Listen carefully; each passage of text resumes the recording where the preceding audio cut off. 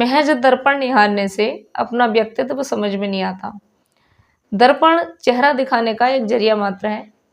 अगर हम अपने व्यक्तित्व को समझना चाहते हैं, अपने चरित्र को समझना चाहते हैं, तो हमें समय समय पर अपना मूल्यांकन करते रहना चाहिए।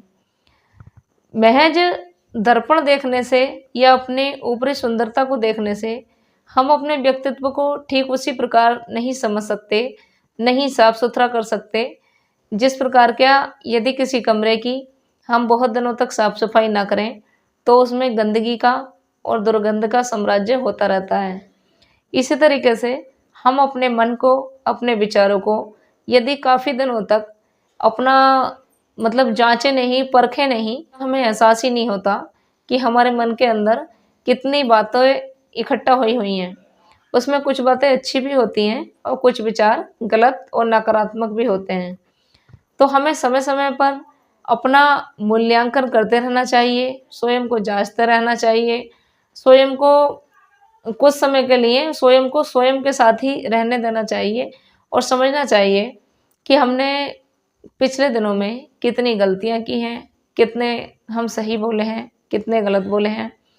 अगर हम ये चीज़ देखेंगे, समझेंगे और अपने ऊपर विचार करेंगे तो हमें बहुत सारी चीज़ें ऐसी समझ में आएंगी कि हमने बहुत सी बातें ऐसी हैं जो गलत बोली हैं या बहुत से विचार ऐसे हैं जो हमारे मन के अंदर गलत हैं।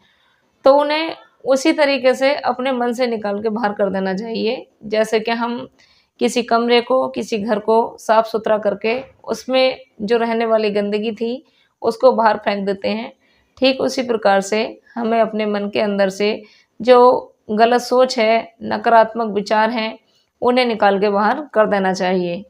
केवल स्नान कर लेने से, अच्छे वस्त्र धारण कर लेने से या अपने आप को सजा लेने से ही हम एक अच्छे चरित्र वाले और अच्छे व्यक्तित्व वाले व्यक्ति नहीं बनते हैं।